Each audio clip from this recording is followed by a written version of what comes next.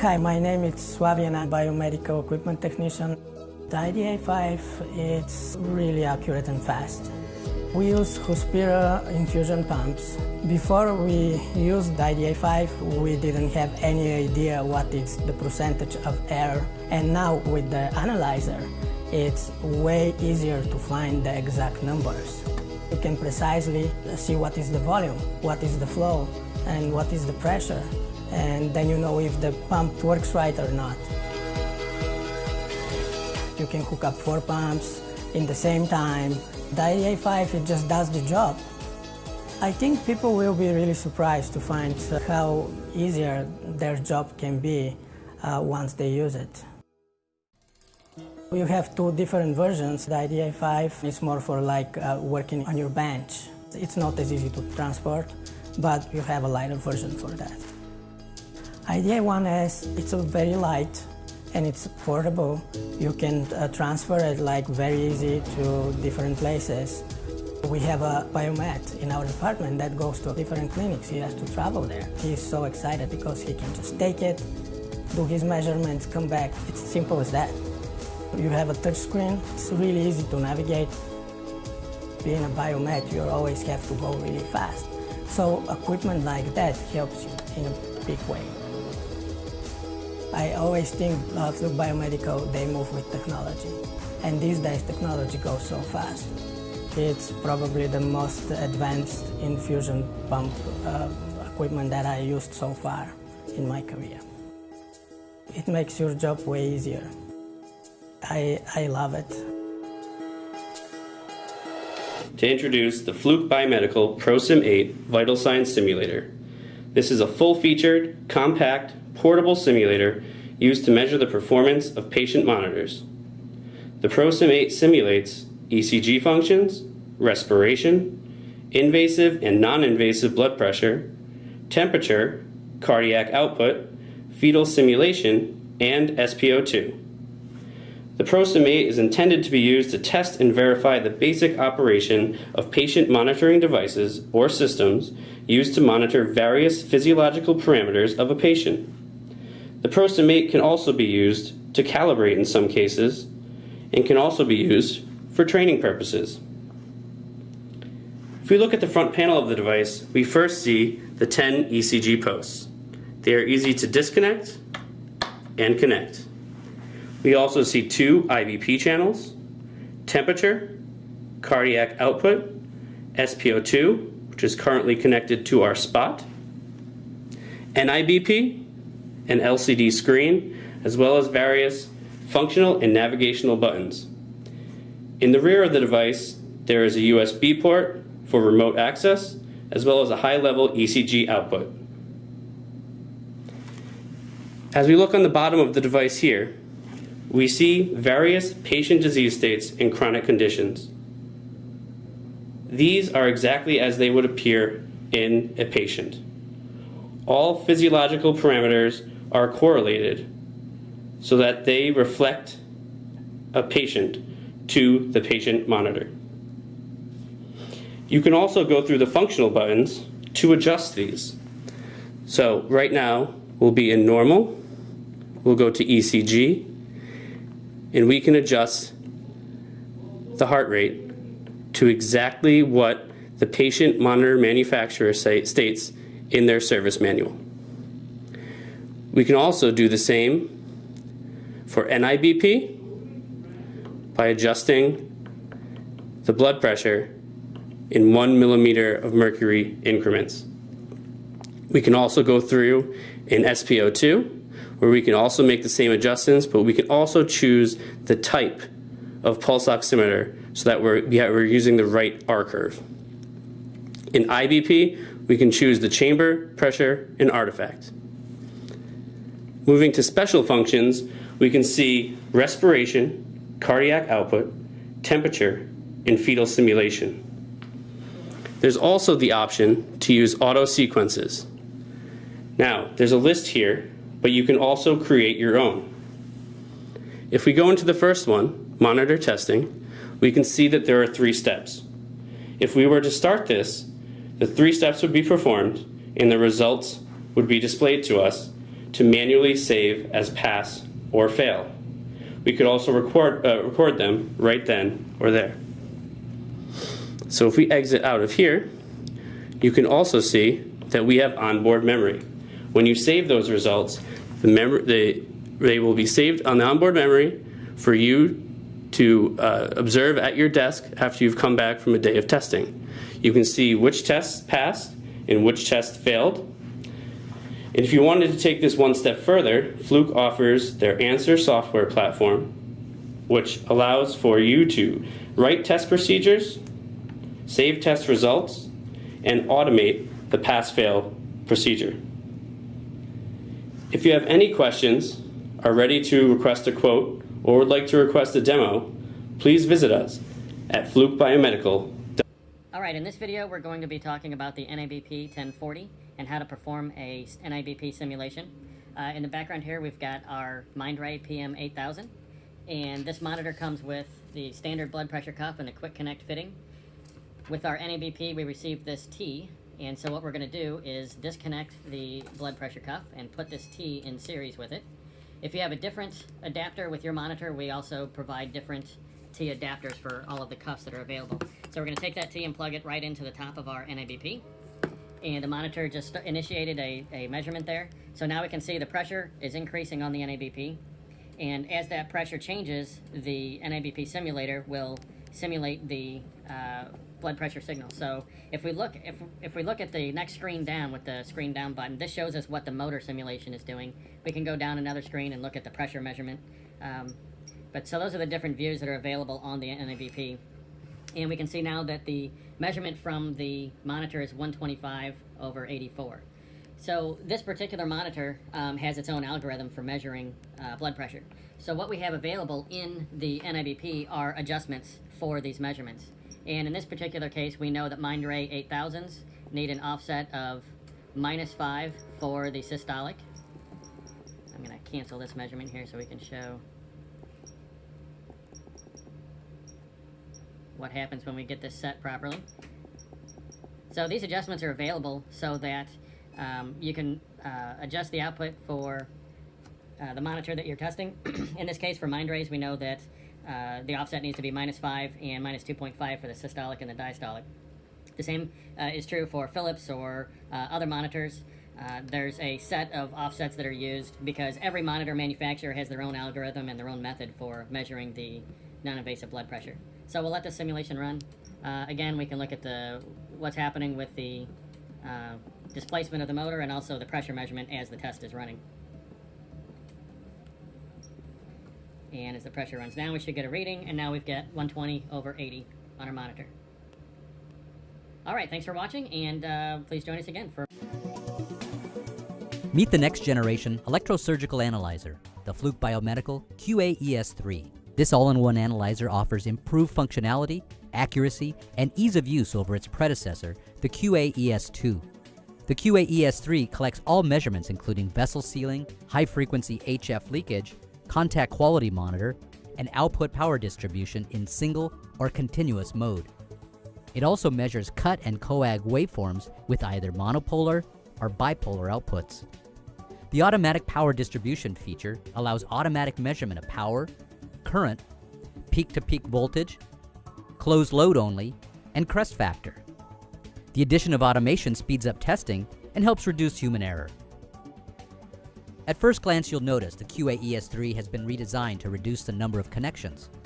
All of the multi-purpose ports are accessible from the front, along with function keys and a selection knob. The large LCD screen is easy to read, and on-screen guides are designed to guide you through testing. When you pick up the QA-ES3, you'll quickly discover it's lighter than the previous version, 5.5 pounds lighter. Everything you need to test all critical functions of today's high-power electrosurgical units is either integrated into the design or included with the unit.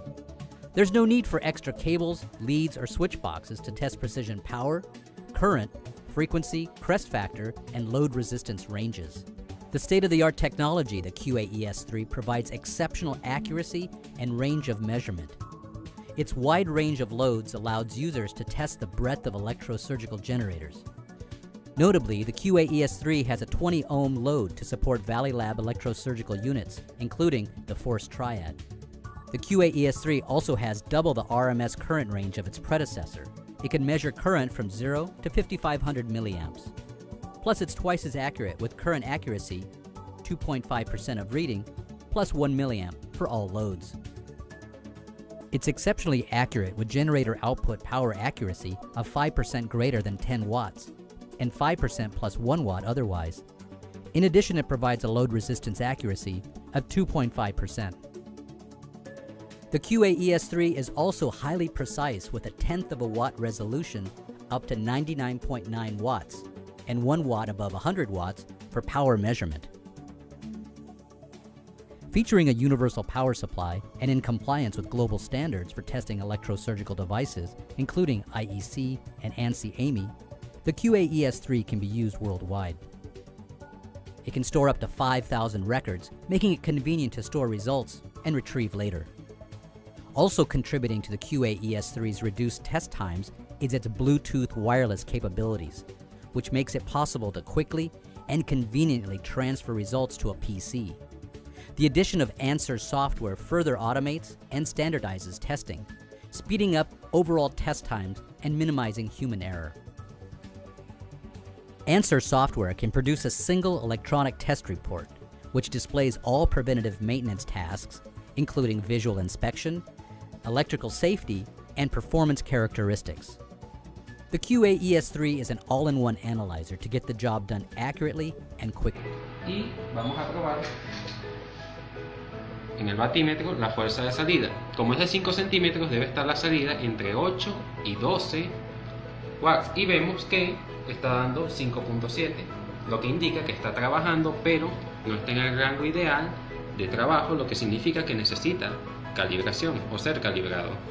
En cambio, si probamos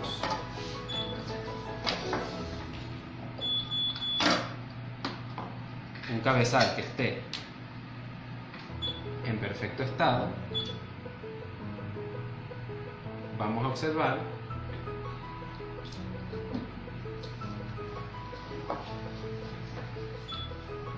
mientras lo colocamos aquí para que vean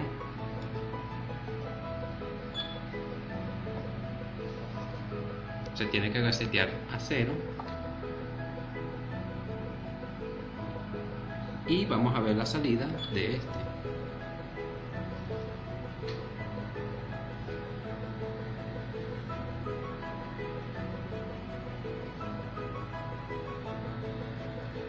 Como podemos ver, él tiene que dar entre 8 y 12. Este da 8.9 y eso indica de que este cabezal está correctamente calibrado. I want to talk to you about the Impulse 7000 defibrillator and pacemaker analyzer from Fluke Biomedical today. This is the Impulse 7000. You can see we have it all set up. We even have some ECG leads connected to it. This unit is designed for testing any defibrillator, including AEDs, and the transcutaneous temporary pacemakers that are integrated into defibrillators. So as you can see here, we have it set up with the plates for if you're going to use paddles. They just go right on the plates just like that for you to control the defib and deliver the energy. Or we can remove the plates and we can connect the quick combo leads, the adapters you can get right from Fluke Biomedical. So you can just order those, and they just connect up nicely, and those are really hands off, so you don't have to worry about any energy mishaps. So if we want to talk about the ECG connection posts up here, these are designed for up to 10 ECG leads, which gives us a 12-lead ECG signal, and they're really secure and easy to connect your ECG lead wires to, no problem there. So how do we select up what we want to do? You can see on screen it says select a function, in other words, tell me what to do. So we would follow the function keys on this side of the screen. And so let's start with defib. Now you can see here that once we have selected defib as the category that we want to test, now we have different kinds of tests that we can do. Energy, synchronization time, charge time tests. And we can select a load. If we have the 7010 external load accessory, we could select our load there. Otherwise, as you see here, we're selecting the internal 50 ohm load. All right, so let's pick the defib energy So we can send a waveform if we want to, but you can see that the Impulse 7000 is actually ready to deliver energy right now. So we just charge up our defibrillator. And we have 20 joules selected, deliver our energy. And you can see that we immediately get not only the energy level displayed on screen, but we get the wave pattern. So in this case, it's monophasic. I did not have to tell Impulse 7000 what to look for. It told me what it measured and what it saw based on the energy delivery. So that's kind of important. It tells you what it sees. If it was a more modern defibrillator, it would, or a AED, it would have shown us biphasic. One of the things that's important when we do defib energy tests is to actually visualize and be able to see that wave pattern. And so on the back of this unit, back over here, are the oscilloscope output that we can use to actually see what that wave pattern was. We also have a delayed ECG output, so we can see the ECG signal that we're actually delivering to the defib. And we have the USB port where we can control this from software on a computer. So that's defib energy testing. We'll go back. And now let's pick the pacer. So this is going to test transcutaneous external pacemakers that are integrated into the defibrillator. You can see that we have the kind of pacer, the ability to select that. So we want to select ZOL because that is the pacer that we have connected to it. Now, if we just leave it on the defib energy inputs here, the problem with that is 50 ohms is not necessarily the appropriate load for every brand and model. So the best way to do this is to move our connections from the 50 ohm load and connect them over here on the pacer inputs. And now when we've selected the brand, we have already selected internally to the Impulse 7000 the load appropriate for that brand. We want to also tell the Impulse 7000 that we're using the pacer posts, and then we want to pick done. Now we're ready to receive energy from the pacemaker, as you can see that we're doing right here. So these are all of the pacer parameters that we would do, and you will always do a pacer parameter test. In addition to those tests, you will have other tests that are required not only by the international standards, but also may be required by the manufacturer. And those would be asynchronous tests or demand mode tests, and there are a few more tests depending on what it is that the manufacturer requires. All right, ECG. The ECG waveforms, these are simulated waveforms that are delivered through the lead wires, and they're also delivered through the pads or paddles connections. So we have a variety of different categories of wave shapes that can be displayed and sent to the patient monitor part of the defibrillator. And this is important when you're going to do AED testing. So you can select a whole lot of different arrhythmia waveforms here. We're not going to go into all of them right now. So at this point, you have had a quick introduction to the Impulse 7000. You've seen a test for patient pacer parameters, and you've seen a defib energy output test. We suggest that if you want to know more, you go to flukebiomedical.com, our website, and you can pick up from the product drop-down, you can pick defibrillator analyzer and Impulse 7000. And the neat thing about that is you can ask for a quote if you're ready, or if you want to go try this out on your own, you can ask for a demo, and we'll make sure that you get a unit to try out for yourself.